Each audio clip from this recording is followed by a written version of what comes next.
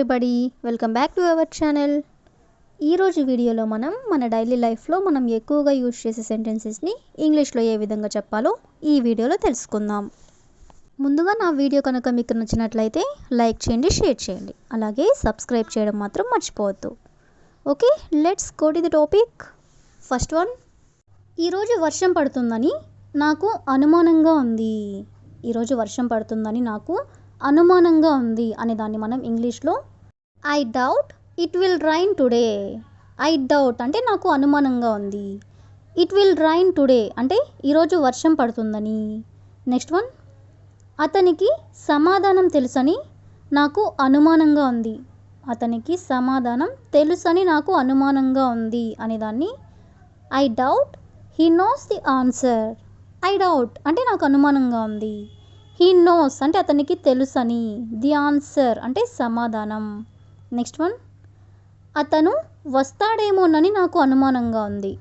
అతను వస్తాడేమోనని నాకు అనుమానంగా ఉంది అనేదాన్ని I doubt he will come. I doubt he will come అంటే అతను వస్తాడేమోనని నాకు అనుమానంగా ఉంది. నెక్స్ట్ వన్, ఆమె త్వరగా పూర్తి చేయగలదని నాకు అనుమానంగా ఉంది. ఆమె త్వరగా పూర్తి చేయగలదని నాకు అనుమానంగా ఉంది అనేదాన్ని I doubt she can finish early. I doubt she can finish early అంటే ఆమె త్వరగా పూర్తి చేయగలదని నాకు అనుమానంగా ఉంది అని. నెక్స్ట్ వన్, వాళ్ళు నన్ను గుర్తుపట్టారని నాకు అనుమానంగా ఉంది. వాళ్ళు నన్ను గుర్తుపట్టారని నాకు అనుమానంగా ఉంది అని ఇలా అంటూ ఉంటారు కదా, దీన్ని ఇంగ్లీష్లో I doubt they remember me. I doubt అంటే నాకు అనుమానంగా ఉంది. దే రిమెంబర్ మీ అంటే వాళ్ళు నన్ను గుర్తుపట్టారని. నెక్స్ట్ వన్, మనం గెలుస్తామని నాకు అనుమానంగా ఉంది. మనం గెలుస్తామని నాకు అనుమానంగా ఉంది అనేదాన్ని I doubt we will win. I doubt అంటే నాకు అనుమానంగా ఉంది. వీ విల్ విన్ అంటే మనం గెలుస్తామేమోనని. నెక్స్ట్ వన్, ఈ ప్లాన్ పనిచేస్తుందని నాకు అనుమానంగా ఉంది. అంటే ఈ ప్లాన్ వర్క్ అవుతుందని అనుమానంగా ఉంది అనేదాన్ని I doubt this plan will work. I doubt this plan will work. Next one, ఆమె నిజం చెబుతుందని నాకు అనుమానంగా ఉంది. ఆమె నిజం చెబుతుందని నాకు అనుమానంగా ఉంది అనేదాన్ని I doubt she will telling the truth. I doubt she will telling the truth అంటే ఆమె నిజం చెబుతుందని నాకు అనుమానంగా ఉంది. సో ఈ విధంగా మనం అనుమానానికి సంబంధించిన కొన్ని రిలేటెడ్ ఎగ్జాంపుల్ సెంటెన్సెస్ అనేవి చూసాం కదా. నెక్స్ట్ వన్ చూడండి, నా సామర్థ్యాలపై నాకు నమ్మకం ఉంది. నా సామర్థ్యాలపై నాకు నమ్మకం ఉంది అనేదాన్ని I am confident in my abilities. I am confident అంటే నాకు నమ్మకం ఉంది. ఇన్ మై ఎబిలిటీస్ అంటే నా సామర్థ్యాలపై. నెక్స్ట్ వన్, నా భవిష్యత్తు పట్ల నాకు నమ్మకం ఉంది. నా భవిష్యత్తు పట్ల నాకు నమ్మకం ఉంది అనేదాన్ని I am confident about my future. My future అంటే నా భవిష్యత్తు. ఐ యామ్ కాన్ఫిడెంట్ అంటే నాకు నమ్మకం ఉంది. నెక్స్ట్ వన్, నేను విజయం సాధించగలనని నాకు నమ్మకం ఉంది. నేను విజయం సాధించగలనని నాకు నమ్మకం ఉంది అని చెప్పాలనుకున్నప్పుడు I am confident I can succeed. I am confident అంటే నాకు నమ్మకం ఉంది. ఐ కెన్ సక్సీడ్ అంటే నేను విజయం సాధించగలనని. నెక్స్ట్ వన్, నా నిర్ణయంపై నాకు నమ్మకం ఉంది. అంటే నేను తీసుకున్న డెసిషన్పై నాకు నమ్మకం ఉంది అని చెప్పాలనుకున్నప్పుడు I am confident in my decision. I am confident in my decision అంటే నా నిర్ణయంపై నాకు నమ్మకం ఉంది. నెక్స్ట్ వన్, నా ఎంపికలపై నాకు నమ్మకం ఉంది. నా ఎంపికలపై నాకు నమ్మకం ఉంది అనేదాన్ని I am confident in my choices. I am confident అంటే నాకు నమ్మకం ఉంది. ఇన్ మై చాయిసెస్ అంటే నా ఎంపికలపై. నెక్స్ట్ వన్, నా మీద నాకు నమ్మకం ఉంది. నా మీద నాకు నమ్మకం ఉంది అని అంటుంటారు కదా, దీన్ని ఇంగ్లీష్లో I am confident in my self. I am confident in my self అంటే నా మీద నాకు నమ్మకం ఉంది. నెక్స్ట్ వన్, పరీక్ష సమయంలో నాకు నమ్మకం ఉంది. అంటే నేను పరీక్ష పాస్ అవుతానని నాకు నమ్మకం ఉంది అని ఇలా చెప్తూ ఉంటారు కదా, దీన్ని ఇంగ్లీష్లో I am confident during exams. I am confident అంటే నాకు నమ్మకం ఉంది.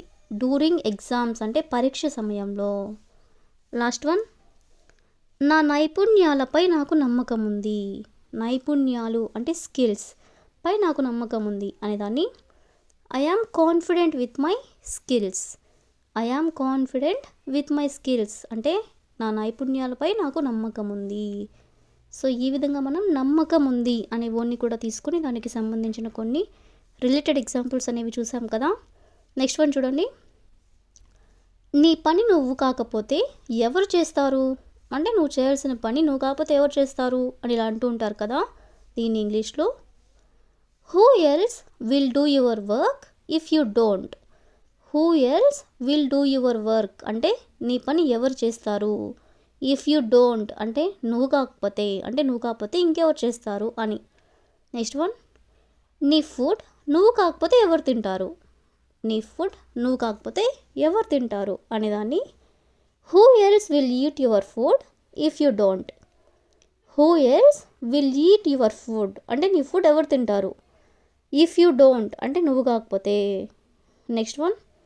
నీ బట్టలు నువ్వు కాకపోతే ఎవరు ఉతుకుతారు.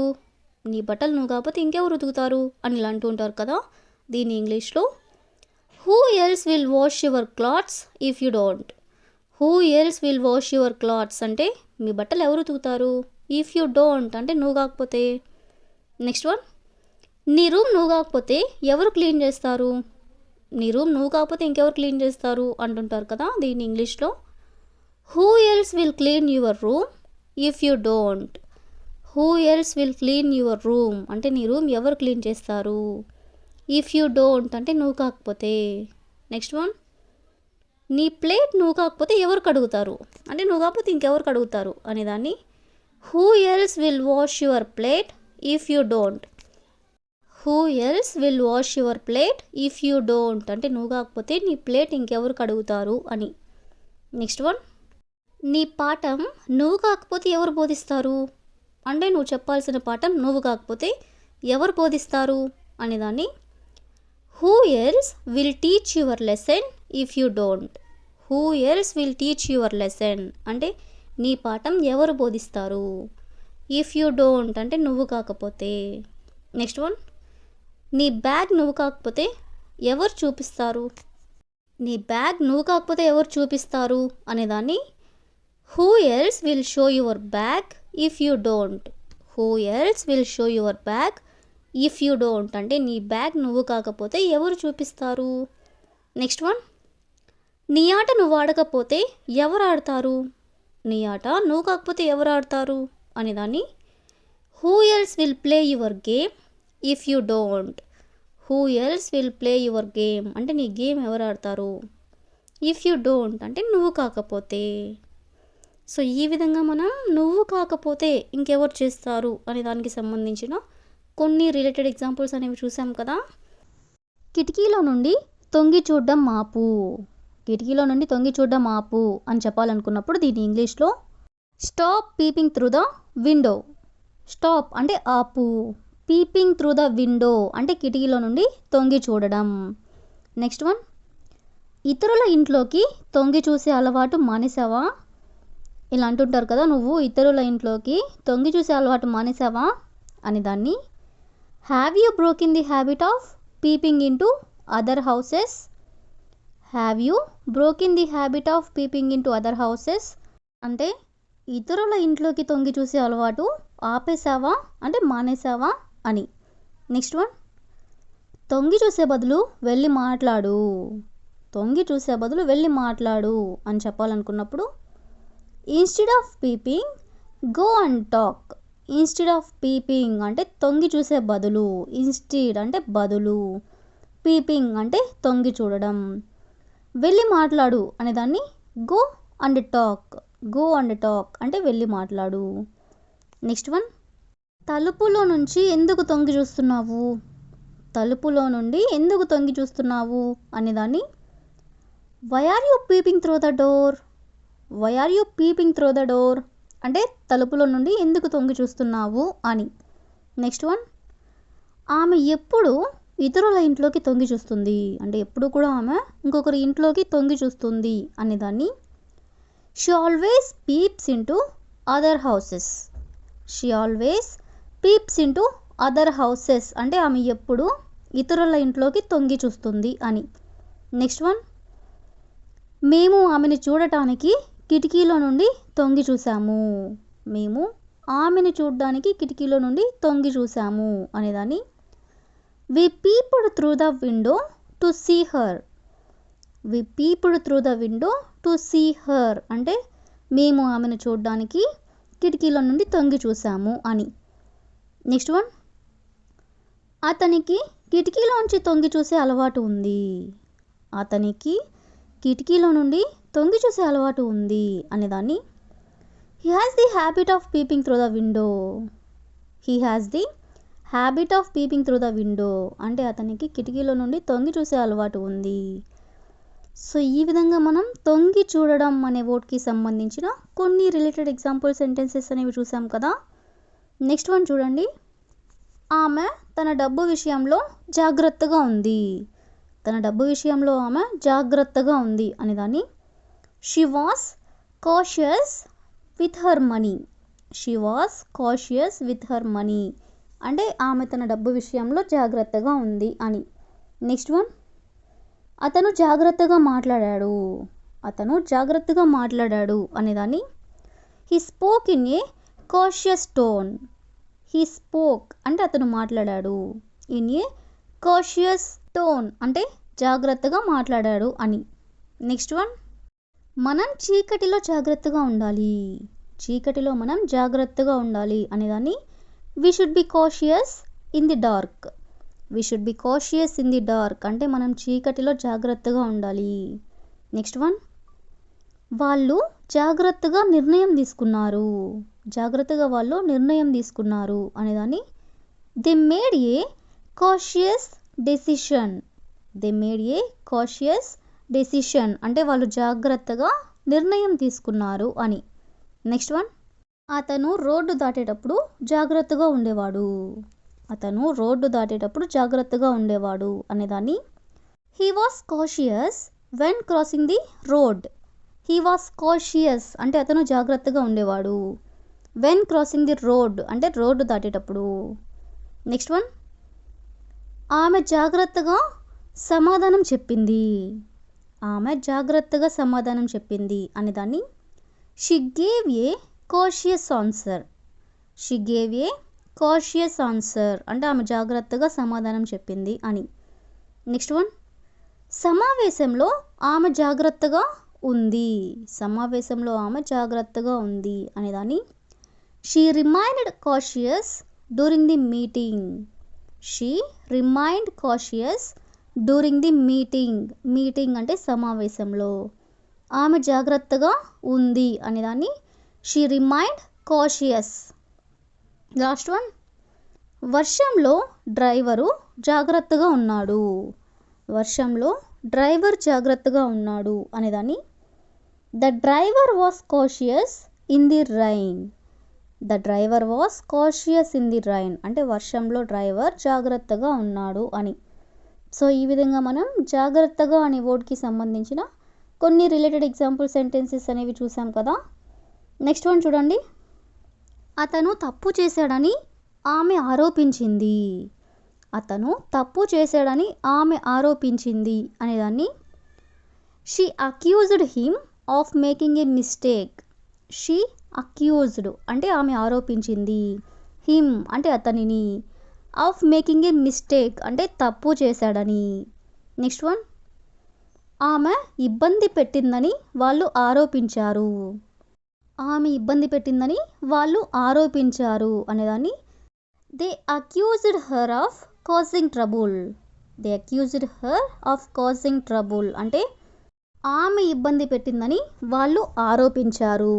నెక్స్ట్ వన్, అతను అసభ్యంగా ప్రవర్తించాడని ఆమె ఆరోపించింది. అతను అసభ్యంగా ప్రవర్తించాడని ఆమె ఆరోపించింది అనేదాన్ని. She accused him of being rude. She accused him of being rude అంటే అతను అసభ్యంగా ప్రవర్తించాడని ఆమె ఆరోపించింది. నెక్స్ట్ వన్, వాళ్ళు నియమాన్ని ఉల్లంఘించారని ఆమె ఆరోపించింది. వాళ్ళు నియమాన్ని ఉల్లంఘించారని ఆమె ఆరోపించింది అనేదాన్ని. She accused them of breaking the rule అంటే నియమాలు, బ్రేకింగ్ ది రూల్ అంటే నియమాన్ని ఉల్లంఘించారని. షీ అక్యూజ్డ్ దెమ్ అంటే ఆమె వాళ్ళని ఆరోపించింది. నెక్స్ట్ వన్, అతను నిర్లక్ష్యంగా ఉన్నాడని ఆమె ఆరోపించింది. నిర్లక్ష్యంగా అంటే కేర్లెస్గా ఉన్నాడని ఆమె ఆరోపించింది అనేదాన్ని she accused him of being careless.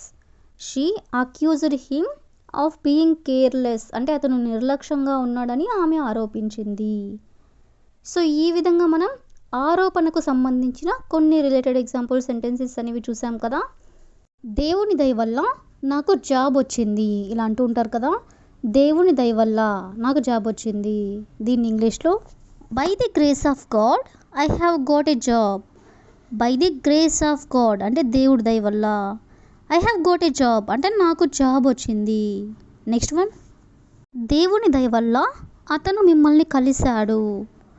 దేవుని దయ వల్ల అతను మిమ్మల్ని కలిశాడు అనే దాన్ని ఇంగ్లీష్లో by the grace of God he has met you. By the grace of God అంటే దేవుడి దయ వల్ల, హీ హ్యాస్ మెట్ యూ అంటే అతను మిమ్మల్ని కలిశాడు. నెక్స్ట్ వన్, దేవుని దయ వల్ల ఆమె ఇల్లు చేరుకుంది.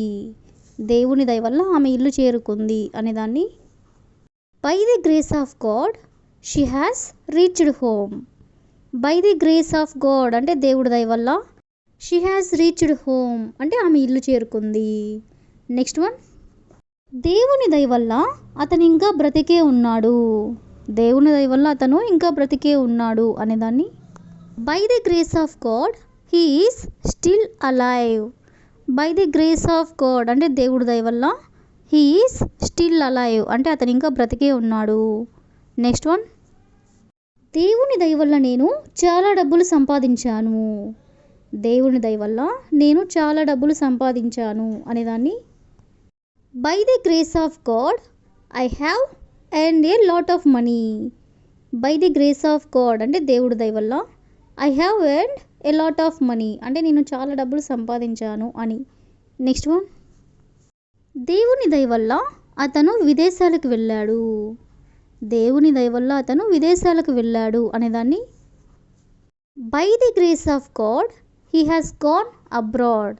By the grace of God అంటే దేవుడి దయ వల్ల, హీ హ్యాస్ గాన్ అబ్రాడ్ అంటే అతను విదేశాలకు వెళ్ళాడు అని. నెక్స్ట్ వన్, దేవుని దయ వల్ల ఆమె తన చదువు పూర్తి చేసింది. దేవుని దయ వల్ల ఆమె తన చదువు పూర్తి చేసింది అనేదాన్ని by the grace of God she has completed her studies. By the grace of God అంటే దేవుడి దయ వల్ల, షీ హ్యాస్ కంప్లీటెడ్ అంటే ఆమె పూర్తి చేసింది, హర్ స్టడీస్ అంటే ఆమె చదువుని. సో ఈ విధంగా మనం దేవుని దయ వల్ల అనే వర్డ్తో దానికి సంబంధించిన కొన్ని రిలేటెడ్ ఎగ్జాంపుల్ సెంటెన్సెస్ అనేవి చూసాం కదా. నెక్స్ట్ వన్ చూడండి, అతన్ని సరిగ్గా చూసుకో. అతన్ని సరిగ్గా చూసుకో అనేదాన్ని ఇంగ్లీష్లో take care of him properly. Take care of him అంటే అతన్ని చూసుకో, ప్రాపర్లీ అంటే సరిగ్గా చూసుకో అని. నెక్స్ట్ వన్, మ్యారేజ్కి సరిగ్గా తయారవ్వు అంటే మ్యారేజ్కి సరిగ్గా రెడీ అవ్వు అని అంటూ ఉంటారు కదా. దీన్ని ఇంగ్లీష్లో get ready for the marriage properly. Get ready for the marriage properly అంటే మ్యారేజ్కి సరిగ్గా తయారవ్వు అని. నెక్స్ట్ వన్, దీన్ని సరిగ్గా అర్థం చేసుకో. దీన్ని సరిగ్గా అర్థం చేసుకో అని చెప్పాలనుకున్నప్పుడు understand it properly. Understand it properly అంటే దీన్ని సరిగ్గా అర్థం చేసుకో. నెక్స్ట్ వన్, నీ హోంవర్క్ సరిగ్గా పూర్తి చేయి. నీ హోంవర్క్ సరిగ్గా పూర్తి చేయి అనేదాన్ని complete your homework properly. Complete your homework properly అంటే నీ హోంవర్క్ని సరిగ్గా పూర్తి చేయి అని. నెక్స్ట్ వన్, అతనితో సరిగ్గా నడుచుకో. అతనితో సరిగ్గా నడుచుకో అని చెప్పాలనుకున్నప్పుడు behave with him properly. Behave with him properly అంటే అతనితో సరిగ్గా నడుచుకో. నెక్స్ట్ వన్, ఆటో సరిగ్గా నడుపు. ఆటో సరిగ్గా నడుపు అని మనం చెప్పాలనుకున్నప్పుడు drive the auto properly. Drive the auto properly అంటే ఆటో సరిగ్గా నడుపు. నెక్స్ట్ వన్, బ్యాగ్ సరిగ్గా పట్టుకో, బ్యాగ్ సరిగ్గా పట్టుకో అని చెప్పాలనుకున్నప్పుడు hold the bag properly, hold the bag properly అంటే బ్యాగ్ సరిగ్గా పట్టుకో. లాస్ట్ వన్, కూర్చొని సరిగ్గా తిను, కూర్చొని సరిగ్గా తిను అని అంటుంటారు కదా, దీన్ని ఇంగ్లీష్లో SIT and eat properly, SIT and eat properly అంటే కూర్చొని సరిగ్గా తిను. సో ఈ విధంగా మనం సరిగ్గా అనే వర్డ్కి సంబంధించిన కొన్ని రిలేటెడ్ ఎగ్జాంపుల్ సెంటెన్సెస్ అనేవి చూసాం కదా.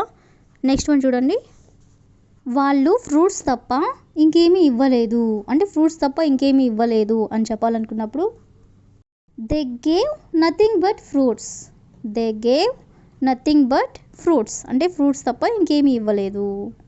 నెక్స్ట్ వన్, అతను జ్యూస్ తప్ప ఇంకేమీ తాగలేదు, అతను జ్యూస్ తప్ప ఇంకేమీ తాగలేదు అని చెప్పాలనుకున్నప్పుడు he drank nothing but juice, he drank nothing but juice అంటే అతను జ్యూస్ తప్ప ఇంకేమీ తాగలేదు.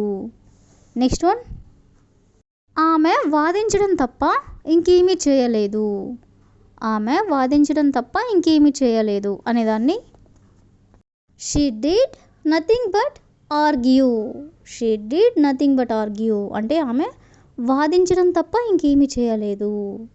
నెక్స్ట్ వన్, వాళ్ళు శారీ తప్ప ఇంకేమీ కొనలేదు, వాళ్ళు శారీ తప్ప ఇంకేమీ కొనలేదు అనేదాన్ని they bought nothing but a sari, they bought nothing but a sari అంటే వాళ్ళు శారీ తప్ప ఇంకేమీ కొనలేదు అని. నెక్స్ట్ వన్, అతను డబ్బు తప్ప ఇంకేమీ తీసుకోలేదు అంటే డబ్బులు తప్ప ఇంకేమీ తీసుకోలేదు అనేదాన్ని he took nothing but money, he took nothing but money అంటే అతను డబ్బులు తప్ప ఇంకేమీ తీసుకోలేదు అని. నెక్స్ట్ వన్, నేను బిర్యానీ తప్ప ఇంకేమీ తినలేదు, బిర్యానీ తప్ప నేను ఇంకేమీ తినలేదు అని చెప్పాలనుకున్నప్పుడు I ate nothing but biryani, I ate nothing but biryani అంటే నేను బిర్యానీ తప్ప ఇంకేమీ తినలేదు. నెక్స్ట్ వన్, నేను సైన్స్ తప్ప ఇంకేమీ బోధించలేదు, సైన్స్ తప్ప ఇంకేమీ నేను బోధించలేదు అనేదాన్ని I taught nothing but science, I taught nothing but science అంటే నేను సైన్స్ తప్ప ఇంకేమీ బోధించలేదు. లాస్ట్ వన్, అతను ఏడవడం తప్ప ఇంకేమీ చేయలేదు, ఏడవడం తప్ప అతను ఇంకేమీ చేయలేదు అని చెప్పాలనుకున్నప్పుడు he did nothing but cry, he did nothing but cry అంటే అతను ఏడవడం తప్ప ఇంకేమీ చేయలేదు. సో ఈ విధంగా మనం ఇంకేమీ చేయలేదు అనే వర్డ్కి సంబంధించిన కొన్ని రిలేటెడ్ ఎగ్జాంపుల్ సెంటెన్సెస్ అనేవి చూసాం కదా. పార్టీలో అతనికి ఇబ్బందిగా అనిపించింది, పార్టీలో అతనికి ఇబ్బందిగా అనిపించింది దీన్ని ఇంగ్లీష్లో he felt awkward at the party, he felt awkward at the party అంటే అతనికి పార్టీలో ఇబ్బందిగా అనిపించింది. నెక్స్ట్ వన్, అందరూ నన్ను చూస్తుంటే నాకు ఇబ్బందిగా అనిపించింది అంటే అందరూ నన్ను చూస్తూ ఉంటే నాకు ఇబ్బందిగా అనిపించింది అని చెప్పాలనుకున్నప్పుడు దీన్ని ఇంగ్లీష్లో I felt awkward when everyone stirred at me, I felt awkward అంటే నాకు ఇబ్బందిగా అనిపించింది when everyone stirred at me అంటే అందరూ నన్ను చూస్తూ ఉంటే. నెక్స్ట్ వన్, అపరిచితులతో మాట్లాడడం ఆమెకి ఇబ్బందిగా అనిపించింది అంటే తెలియని వ్యక్తులతో మాట్లాడడం ఆమెకి ఇబ్బందిగా అనిపించింది అని చెప్పాలనుకున్నప్పుడు she felt awkward talking to strangers, she felt awkward అంటే ఆమెకి ఇబ్బందిగా అనిపించింది టాకింగ్ టు స్ట్రేంజర్స్ అంటే అపరిచితులతో మాట్లాడినప్పుడు ఆమెకి ఇబ్బందిగా అనిపించింది అని. నెక్స్ట్ వన్, సహాయం అడగడం అతనికి ఇబ్బందిగా అనిపించింది అంటే ఒకరిని హెల్ప్ అడగడం అతనికి ఇబ్బందిగా అనిపించింది అనేదాన్ని he felt awkward asking her help, he felt awkward అంటే అతనికి ఇబ్బందిగా అనిపించింది ఆస్కింగ్ ఫర్ హెల్ప్ అంటే సహాయం అడగడానికి. నెక్స్ట్ వన్, అతన్ని మళ్ళీ కలవడం నాకు ఇబ్బందిగా అనిపించింది, అతన్ని మళ్ళీ కలవడం నాకు ఇబ్బందిగా అనిపించింది అనేదాన్ని ఇంగ్లీష్లో I felt awkward meeting him again, I felt awkward అంటే నాకు ఇబ్బందిగా అనిపించింది మీటింగ్ హిమ్ అగైన్ అంటే అతన్ని మళ్ళీ కలవడానికి. నెక్స్ట్ వన్, కొత్త ప్రదేశంలో నాకు ఇబ్బందిగా అనిపించింది అంటే న్యూ ప్లేసెస్లో నాకు ఇబ్బందిగా అనిపించింది అనేదాన్ని I felt awkward in the new place. I felt awkward అంటే నాకు ఇబ్బందిగా అనిపించింది. ఇన్ ది న్యూ ప్లేస్ అంటే కొత్త ప్లేస్లో. నెక్స్ట్ వన్, పొరపాటు తర్వాత నాకు ఇబ్బందిగా అనిపించింది. పొరపాటు తర్వాత నాకు ఇబ్బందిగా అనిపించింది అనేదాన్ని I felt awkward after the mistake. I felt awkward after the mistake అంటే పొరపాటు తర్వాత నాకు ఇబ్బందిగా అనిపించింది అని. సో ఈ విధంగా మనం ఇబ్బందికి సంబంధించిన కొన్ని రిలేటెడ్ ఎగ్జాంపుల్ సెంటెన్సెస్ అనేవి చూసాం కదా. నెక్స్ట్ వన్ చూడండి, అదృష్టవశాత్తు అతనికి సీట్ దొరికింది. ఇలా అంటుంటారు కదా, అంటే కాలేజ్లో సీట్ దొరికింది అని ఇలా అంటుంటారు కదా. దీన్ని ఇంగ్లీష్లో by A stroke of luck he found a seat. By A stroke of luck అంటే అదృష్టవశాత్తు హీ ఫౌండ్ ఎ సీట్ అంటే అతనికి సీట్ దొరికింది. నెక్స్ట్ వన్, అదృష్టవశాత్తు వాళ్ళు త్వరగా చేరుకున్నారు అంటే వాళ్ళు వెళ్ళాల్సిన ప్లేస్కి త్వరగా చేరుకున్నారు అనేదాన్ని by A stroke of luck they arrived early. By A stroke of luck అంటే అదృష్టవశాత్తు దే అరైవ్డ్ ఎర్లీ అంటే వాళ్ళు త్వరగా చేరుకున్నారు అని. నెక్స్ట్ వన్, అదృష్టవశాత్తు వర్షం సకాలంలో ఆగిపోయింది అంటే టైంకి వర్షం ఆగిపోయింది అని అంటూ ఉంటారు కదా. దీన్ని ఇంగ్లీష్లో by A stroke of luck the rain stopped in time. By A stroke of luck అంటే అదృష్టవశాత్తు the rain stopped in time అంటే వర్షం సకాలంలో ఆగిపోయింది. నెక్స్ట్ వన్, అదృష్టవశాత్తు షాప్ ఇంకా తెరిచి ఉంది. అదృష్టవశాత్తు షాప్ ఇంకా తెరిచి ఉంది అనేదాన్ని by A stroke of luck the shop was still open. By A stroke of luck అంటే అదృష్టవశాత్తు the shop was still open అంటే షాప్ ఇంకా తెరిచి ఉంది అని. నెక్స్ట్ వన్, అదృష్టవశాత్తు రోడ్డు క్లియర్ అయింది. అదృష్టవశాత్తు రోడ్డు క్లియర్ అయింది అనేదాన్ని by A stroke of luck the road was clear. By A stroke of luck అంటే అదృష్టవశాత్తు ద రోడ్ వాస్ క్లియర్ అంటే రోడ్డు క్లియర్ అయింది అని. సో ఈ విధంగా మనం అదృష్టవశాత్తు అంటే by A stroke of luck అనే వర్డ్కి సంబంధించిన కొన్ని రిలేటెడ్ ఎగ్జాంపుల్స్ అనేవి చూసాం కదా. నెక్స్ట్ వన్ చూడండి, నేను ఇప్పుడే ఆఫీస్ నుండి ఇంటికి వచ్చాను. నేను ఇప్పుడే ఆఫీస్ నుండి ఇంటికి వచ్చాను. దీన్ని ఇంగ్లీష్లో I just got home from the office.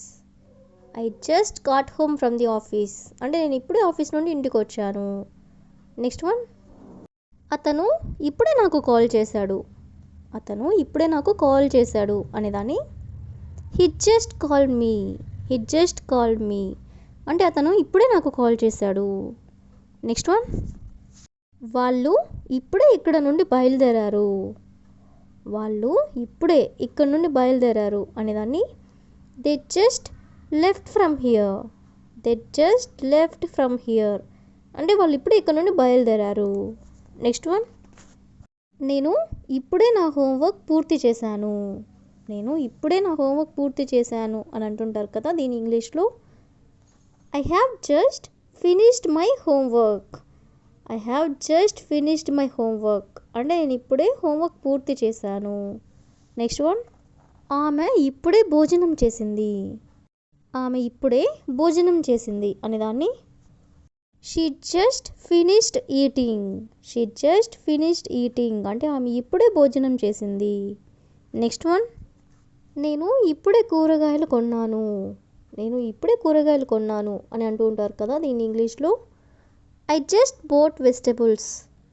I just boat vegetables అంటే నేను ఇప్పుడే కూరగాయలు కొన్నాను. నెక్స్ట్ వన్, అతను ఇప్పుడే నాతో గొడవపడి బయటికి వెళ్ళాడు. అతను ఇప్పుడే నాతో గొడవపడి బయటికి వెళ్ళాడు అనేదాన్ని he just argued with me and went అవుట్ సైడ్. He just argued with me అంటే అతను ఇప్పుడే నాతో గొడవ పడ్డాడు. అండ్ వెంట్ అవుట్ సైడ్ అంటే బయటికి వెళ్ళాడు. నెక్స్ట్ వన్, నేను ఇప్పుడే వాళ్ళతో మాట్లాడి వస్తున్నాను. నేను ఇప్పుడే వాళ్ళతో మాట్లాడొస్తున్నాను అనేదాన్ని I have just finished talking to them.